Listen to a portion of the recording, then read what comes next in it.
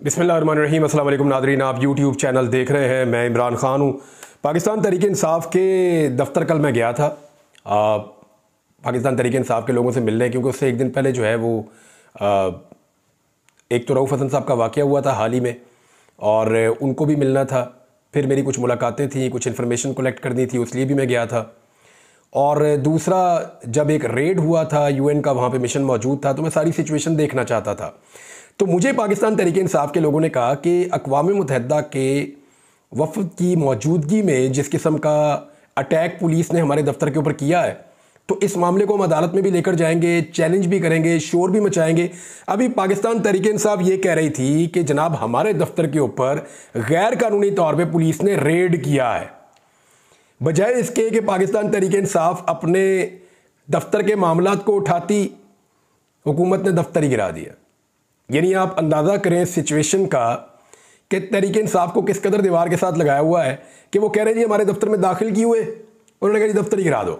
दफ्तर गिरा के जो है उसको सील कर दिया गया। दफ्तर का एक हिस्सा छोटा सा जो है उसको गिराया गया है। कुछ लोग कहते हैं वहाँ पे वॉशरूम से जिस एरिया को गिराया गया है, और शायद वो गैर कानूनी तौर पर तामीर किए गए थे। अब ये मामला भी जो पाकिस्तान तहरीक इंसाफ के वकला से मेरी बात हुई है, उनके बकौल ये बड़ी अजीब चीज़ हुई है, और वो ये कह रहे हैं हम कोर्ट में चैलेंज करेंगे और अपने डैमेजेस भी क्लेम करेंगे, अपना दफ्तर भी हम एक आधे दिन में डी सील करवा लेंगे। दफ्तर खुल भी जाएगा, डैमेजेस भी जो हैं वो हमें मिलेंगे, और हम इनके खिलाफ कानूनी कार्रवाई भी करेंगे। तो मैंने पाकिस्तान तहरीक इंसाफ के जो लॉयर थे उनसे पूछा कि ये कैसे मुमकिन होगा।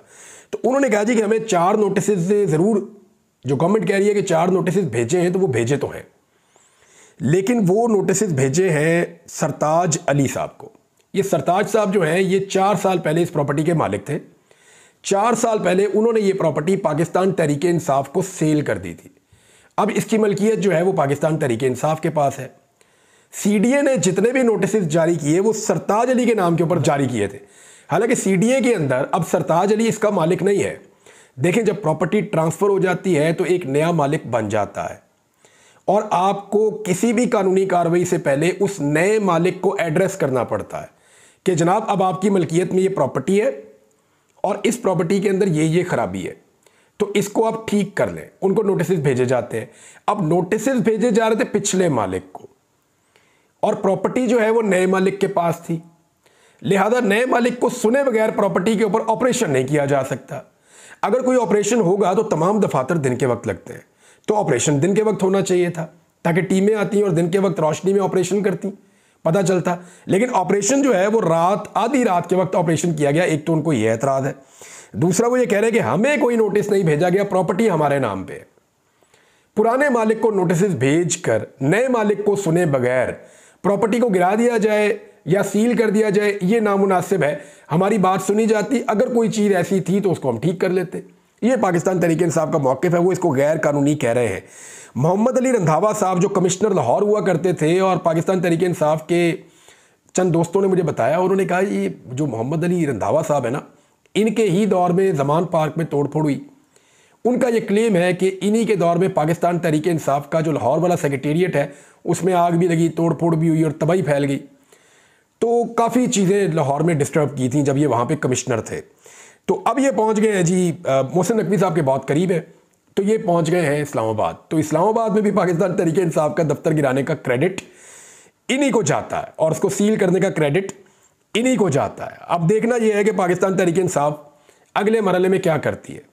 यानी उनके पास करने के लिए बड़ी ज़बरदस्त एक चीज़ है, मेरे साथ उन्होंने शेयर की है, लेकिन अभी वो अमानत है, तो इस पर वो एक सरप्राइज़ देंगे बड़ा इंटरेस्टिंग, और वो सरप्राइज़ आपको मिल भी सकता है। लेकिन रात गए के मनाजिर में आपको बताता हूँ, सिद्दीक जान वगैरह वहाँ पे गए थे। मैंने उनको फ़ोन करके पूछा, उन्होंने कहा जी लोग तो ऐसे आ रहे हैं जैसे कोई अकीदत मंदी के साथ आ रहे हैं पाकिस्तान तहरीक इंसाफ के दफ्तर में। मैंने कहा क्या मतलब? उन्होंने कहा जी हुकूमत का ये कदम भी उल्टा पड़ गया। कैसे पड़ गया? उन्होंने कहा जी ये दफ्तर पाकिस्तान तहरीक इंसाफ के जो यहाँ के लोग हैं उनको ज़्यादातर को पता भी नहीं था, सिर्फ क़यादत आती थी, मीटिंग की और चले गए। उन्होंने कहा जी लोग ढूंढ ढूंढ के दफ्तर तक पहुँच रहे हैं और बड़ी अकीदत के साथ आकर देख रहे हैं, और वहाँ खड़े होकर नारेबाजी करते हैं, वहाँ घूमते और चले जाते हैं। तो ये पाकिस्तान तहरीक इंसाफ को चीज़ ये भी सूट कर गई है। और तहरीक इंसाफ आपको पता है मीम्स बनाने में तो वो मास्टर हैं। वो ये कहते हैं जी हमारे बाथरूम गिर गए, अब हम खुल के करेंगे। इस किस्म की जो है वो अजीबोगरीब बातें कर रहे हैं लोग। तो हर चीज़ के अंदर कहीं ना कहीं इंटरटेनमेंट ढूंढ लेते हैं। इंटरटेनमेंट ढूंढने के लिए ज़्यादा दूर में जाना भी नहीं पड़ता। हमारे पास जो हुकूमत है वो खासा अच्छा इंटरटेन करती है। ये अगर आप एक मनाज़िर है, छोटा सा मैं आपको दिखा देता हूँ 2-3 सेकंड का। ये जो साहब शहबाज शरीफ साहब की फ़ोटोज़ बना रहे हैं ना, ये कोई टिकटॉकर नहीं है या कोई प्रोफेशनल कैमरामैन नहीं है, ये आपका वज़ीर इत्तलाआत है। और आपका वज़ीर आज़म जो है वो गया हुआ है अफसोस करने के लिए, ताज़ियत के लिए। एक हमज़ाया ब्रदर मुसलमान मुल्क है, उनके सदर इब्राहिम रईसी का इंतकाल हुआ, बड़ा संजीदा मौका है और उस पर शहबाज शरीफ साहब गए हैं। उनका नेशनल मीडिया इसको कवर कर रहा था और न्यूज़ एजेंसी के ज़रिए सारी दुनिया को ये कवरेज मिल रही थी। लेकिन उसके बीच में एक कैमरामैन फिर रहा है और आप ये देखें घूम घूम के अपने मोबाइल फुटेज से ये क्या साबित करना चाहता है? ये बताना चाहता है कि इससे अच्छा कैमरामैन कोई नहीं है, लिहाजा इसको वज़ीर इत्तलाआत रहने दिया जाए। ये क्या बताना चाहता है कि ये अपने आप को इस लेवल तक ला सकता है शहबाज शरीफ की मशहूरी के लिए, तो इसको इस सीट के ऊपर रहने दिया जाए। यानी जब छोटे लोगों को बड़ी सीटों के ऊपर बिठा देते हैं तो वो ऐसी छोटी छोटी हरकतें करते हैं अपनी सीट बचाने के लिए। यानी क्या अता तारड़ को यकीन नहीं आ रहा कि वो वज़ीर इत्तलाआत बन गया है? यानी ऐसी छोटी छोटी और अजीबों की, फिर लोग जब देखकर हंसते हैं तो पर्चा करवा देते हैं। यानी या तो ऐसी हरकतें बंद की जाए ना जिस पे लोगों को हंसी आती है, या तो ये कॉमेडी बंद की जाए जिस पे लोगों को हंसी आती है। और अगर अब आपने कॉमेडी करनी है तो फिर लोगों को अलाउ करें कि जहां पे आप बैठे हो लोग आपको देख के मुस्कुराएं, आपको देखकर हंसें और इंजॉय करें।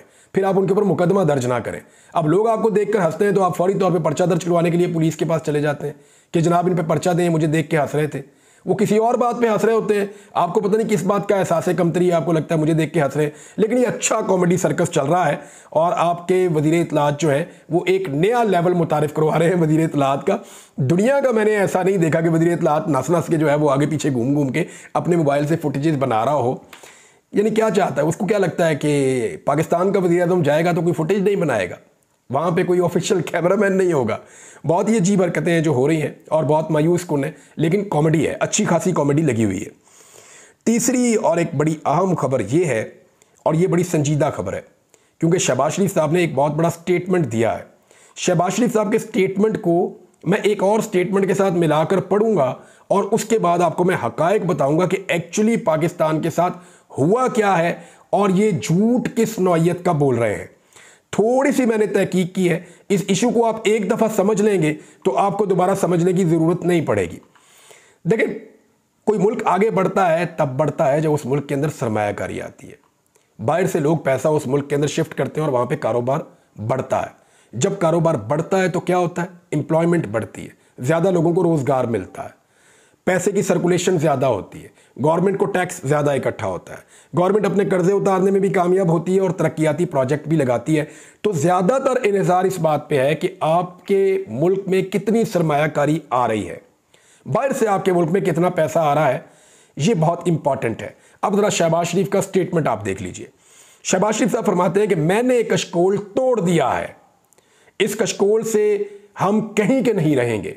ये शहबाज शरीफ साहब ने कहा। डिटेल स्टेटमेंट जो है वो बड़ा लंबा है शहबाज शरीफ का और बड़ा बोरिंग भी है, लेकिन फिर भी मैं आपको बता देता हूँ थोड़ा सा।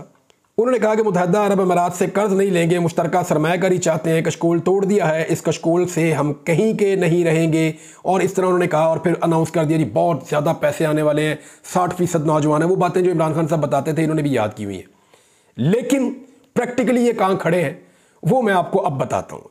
अच्छा, ये वही शहबाज शरीफ हैं जिन्होंने कहा था बेगर्स आर नॉट चूजर्स। सबसे ज़्यादा मांगने का रिकॉर्ड भी इनका है, दुनिया से सबसे ज़्यादा पैसे मांग कर लाने वाले भी यही लोग हैं। और अब ये दावा कर रहे हैं, हाल ही में इन्होंने पैसे मांगे हैं, बार बार ये पैसे मांगते हैं और दावा ये कह रहे हैं कि मैंने कशकोल तोड़ दिया है। जमात इस्लामी क्या कह रही है? उन्होंने कहा लोगों से कहो कि इन्वेस्टमेंट लेकर आओ पाकिस्तान में और अपनी इन्वेस्टमेंट यहाँ से ले जाओ। कौन सा इखलाकी जवाज़ है इस हुक्मरान तबके के पास जो ओवरसीज़ पाकिस्तानियों से कहते हैं कि आप अपने रेमिटेंसेस भेजें, यानी आप बाहर से पैसा पाकिस्तान में भेजें और यहाँ पे रखें, और अपने पैसे आप जो ज़ाती हैं वो आप लेकर मुल्क से बाहर चले जाएं। हुक्मरान यही कर रहे हैं ना, प्रॉपर्टीज़ बाहर है, पैसा बाहर है। भाई आप इस मुल्क में हुकूमत कर रहे हैं, अपना पैसा तो पाकिस्तान में लेकर आए ना, ताकि लोग भी एतबार करेंगे जनाब इनके अपने हुक्मरानों ने अपने ज़ाती एसेट अपने मुल्क के अंदर रखे हुए हैं, लिहाजा ये मुल्क काबिल एतबार है, चलो हम भी पैसे लेकर इस मुल्क में चले जाते हैं। अब वो जो बंदा सबको कह रहा है कि इस कारोबार में डाल दो या इस मुल्क में पैसे डाल दो, अपने पैसे उसने बाहर रखे हुए हैं, तो कौन उसकी बात पर यकीन करेगा? कोई यकीन नहीं करेगा ना। मिसाल के तौर पे मैं आपको ये कहता हूं कि ये फलां कारोबार है, इसके अंदर आप 1 लाख रुपया लगा दें और मैं अपना 1 रुपया उसके अंदर लगाने के लिए तैयार नहीं हूँ, या 10 रुपया उसके अंदर लगाने के लिए तैयार नहीं हूँ। मैंने अपना सारा पैसा किसी और कारोबार में लगाया हुआ है और आपका कहीं और लगा दूंगा, क्योंकि मैं उसका रिस्क ले नहीं रहा और आपको कह रहा हूँ ये रिस्क आप ले लें। तो लोग बेवकूफ़ तो नहीं है। लोग सबसे पहले मुझे ये पूछेंगे कि भाई तू ये बता कि तुमने खुद इसके अंदर कितने पैसे लगाए हुए हैं। तो ये जो हमारे हुक्मरान है जो लोगों को कह रहे हैं पैसा पाकिस्तान लेकर आओ, तो लोग क्यों लेकर आएंगे? अब मैं आपको बताता हूं कि पाकिस्तान में पैसा क्यों नहीं आ रहा और इस वक्त आदादो शुमार क्या है। एक रिपोर्ट है जो बड़े शानदार सहाफ़ी हैं, बड़े जानदार सहाफ़ी हैं, शहबाज राणा साहब, एक्सप्रेस न्यूज़ से इनका ताल्लुक है, मैंने इनके साथ काम भी किया हुआ है, हम इकट्ठे काम करते रहे। उन्होंने जो रिपोर्ट जारी की है उसने सारा कुछ उदल पदल करके रख दिया है और जितनी कारकर्दगी थी सबका भांडा फोड़ कर रख दिया है। यानी ये बिजली बनकर गिरी है खबर हुकूमत के ऊपर और हुकूमत के जो सहूलतकार हैं उनके ऊपर भी। खबर ये है कि पाकिस्तान के अंदर जो बाहर से लोग लाकर पैसा सरमाया लगाते हैं, सरमायाकारी करते हैं, मुल्क के अंदर इन्वेस्टमेंट करते हैं, वो 50 साल की कम तरीन सतह पर पहुंच गई है। 50 साल का रिकॉर्ड तोड़ दिया शहबाज शरीफ ने। वो कह रहा है कशकोल तोड़ दिया, खबर कह रही है रिकॉर्ड तोड़ दिया। शहबाज शरीफ ने कशकोल नहीं तोड़ा, शहबाज शरीफ ने 50 साल पुराना रिकॉर्ड तोड़ दिया है कि सरमायाकारी पाकिस्तान में इतनी कम कभी नहीं हुई थी जितनी अब हुई है। और सिर्फ अपनी बेइज्जती नहीं करवा रहे, पाकिस्तान के इदारों की आला शख्सियात की भी बेइज्जती करवा रहे हैं। कैसे करवा रहे हैं अभी बताता हूं मैं आपको। सरमायाकारी का हदफ जो है वो पहले ही कम था, 15.1% मुकर्रर किया गया था, लेकिन ये 13.1% रही है। सरमायाकारी जो कम हुई है उसने हुकूमत के कर्जों के ऊपर इन्हिसार में इजाफा कर दिया, ये खबर कह रही है। अब मैं आपको एक इदारे के बारे में बताता हूं। इदारे का नाम है SIFC, इदारे का नाम है SIFC। ये जो इदारा है इसका जो नाम बनता है वो है स्पेशल इन्वेस्टमेंट फैसिलिटेशन काउंसिल। ये इदारा बनाया गया पाकिस्तान में ख़ास मकासद के लिए, और ये जब शहबाज शरीफ साहब PDM की सरकार में वज़ीर आज़म बने तो तब उन्होंने ये इदारा बनाया था। इसमें वज़ीर आज़म होता है, कुछ वज़रा वफाकी होते हैं, आर्मी चीफ होता है और इसमें चारों सूबों के वज़ीर आला भी होते हैं। इसका मकसद ये था कि सरमायाकारों को तरगीब देना कि वो पाकिस्तान में ज़्यादा से ज़्यादा सरमायाकारी करें, और इरादा ये था कि पाकिस्तान में बहुत बड़ी सरमायाकारी लेकर आना। अब ये इदारा बनने के बाद तो सरमायाकारी बढ़नी चाहिए थी ना, तो सरमायाकारी इस इदारे के बनने के बाद बढ़ने की बजाय हुआ क्या, मजीद नीचे चली गई, मजीद डाउन चली गई, बल्कि 50 साल का रिकॉर्ड टूट गया। मामला यह है कि शहबाज शरीफ साहब और इनके साथी और इनकी जो इकॉनमी की टीम है वो इस कदर फारिग है कि वो इकॉनमी को संभाल ही नहीं पा रहे, पाकिस्तान में सरमायाकारों के एतमाद को बहाल कर ही नहीं पा रहे। तो जब वो कर नहीं पाएंगे तो सरमायाकारी नीचे जाएगी ना। अब आर्मी चीफ को भी इसका हिस्सा बना दिया है, हालांकि वो इसमें सिक्योरिटी प्रोवाइड कर सकते हैं या जो उनसे इनपुट मांगी जाएगी वही दे सकते हैं, लेकिन मामला ये है कि अगर ये रिकॉर्ड लगा है तो सबके जिम्मे लगा है फिर। और स्पेशल इन्वेस्टमेंट फैसिलिटेशन काउंसिल इसका नाम है, और इसका जब इजलास होता है तो सबको बुलाया जाता है, लेकिन 25 तारीख को जो इजलास हो रहा है उसमें भी एक अफसोसनाक खबर ये आई है कि एक सूबे के वजीर आला को इसके अंदर माइनस कर दिया गया है। अब तक उनको नहीं बुलाया गया। वो अली अमीन गंडापुर है, पाकिस्तान तहरीक इंसाफ के वजीर आला खैबर पख्तूनख्वा, उनको नहीं बुलाया गया, बाकी सबको बुलाया गया है। और 25 तारीख को मुबैना तौर पे ये मीटिंग होने जा रही है। अब 1973-74 में ये हुआ था कि जो सरमायाकारी की शरह थी वो 13.2% तक पहुंच गई थी, जो बहुत कम थी। 13.2% तक पहुंची थी 1973 में, 74 में, उस साल के अंदर 73-74 का जो साल था, कितनी हो गई थी? 13.2%। और आज कितनी है? 50 साल का रिकॉर्ड तोड़ने के बाद शहबाज शरीफ साहब कह रहे हैं कशकोल तोड़ा है। नहीं जी, आपने रिकॉर्ड तोड़ा है, क्योंकि 50 साल का रिकॉर्ड तोड़ दिया आपने लोएस्ट कम तरीन सरमायाकारी का जो आपके मुल्क में हो रही है, और स्पेशल आपने इनिशिएटिव्स लिए थे, इसके बावजूद ये हाल किया आपने। नाज़रीन, आखिरी खबर जो मैं आपको देने जा रहा हूँ ये बहुत इंपॉर्टेंट है। इमरान खान साहब का साइफर केस में अंदर रहना और इद्दत केस के अंदर रहना तकरीबन नामुमकिन होता जा रहा है। अब सिर्फ एक मुकदमा है जिसके अंदर उनको अंदर रखा जा सकता है, वो ये है कि जो ट्रायल कोर्ट में उनका एक केस चल रहा है अलकादर यूनिवर्सिटी वाला, उसमें उनको सज़ा दे दी जाए। लेकिन उसमें सज़ा देने के लिए कम से कम 2 महीने का वक्त लगेगा, यानी 1.5 से 2 महीने कम से कम लगेंगे अगर अलकादर यूनिवर्सिटी वाले मामले में इमरान खान को सज़ा देनी है तो फिर इमरान खान साहब तो बाहर आ जाएंगे। अंदर कैसे रखा जाए इमरान खान को? अंदर अगर इमरान खान को अब रखना है तो सिर्फ एक रास्ता बचा है, और वो दोबारा से तोशा खाना, कि तोशा खाना को एक मरतबा फिर ट्राई किया जाएगा, एक मरतबा फिर, क्योंकि इन्वेस्टिगेशन की सतह के ऊपर कुछ चीज़ें पहुंचाई गई हैं, उनमें इमरान खान साहब की गिरफ्तारी डाल दी जाएगी और कोशिश की जाएगी कि मज़ीद इसको ड्रैग किया जाए उस वक्त तक जिस वक्त तक ये जो अलकादर यूनिवर्सिटी वाला केस है उसका दोबारा फैसला हासिल नहीं कर दिया जाता इमरान खान के खिलाफ। और अगर तोशा खाना का केस ना बन सका तो याद रखिएगा कि साइफर में और इद्दत केस में, ये दो ही रह गए, इनमें इमरान खान साहब फिर अंदर नहीं रहते। बहुत मुमकिन है या तो वो 1-1.5 हफ्ते में बाहर आ जाएंगे या फिर ये मामला लटक जाएगा आइंदा चंद महीनों तक, अगर उनकी नई गिरफ्तारियां डाल दी गई तो। साइफर केस में एक चांस लिया है FIA ने, क्योंकि वहाँ पे chief justice Islamabad high court मौजूद हैं और उनके बारे में तहरीक इंसाफ को ये खदशात है कि शायद वो वापस रिमांड बैक करके और इस केस को दोबारा ट्रायल कोर्ट को भेज दें, इमरान खान को जेल में ही रहने देंगे, दोबारा केस चलाएं नए सिरे से।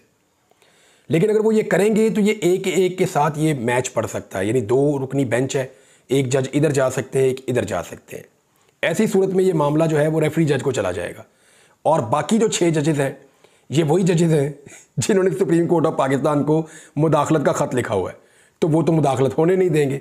तो साइफर में तो मुझे बहुत मुश्किल लगता है। ज़्यादा से ज़्यादा ये है कि फ़ैसला महफूज करके उसको लंबा कर दिया जाए और कुछ नहीं है। अब तक के लिए इतना ही। अपना ख्याल रखिएगा, अपने इस चैनल का भी। अल्लाह हाफ़िज़।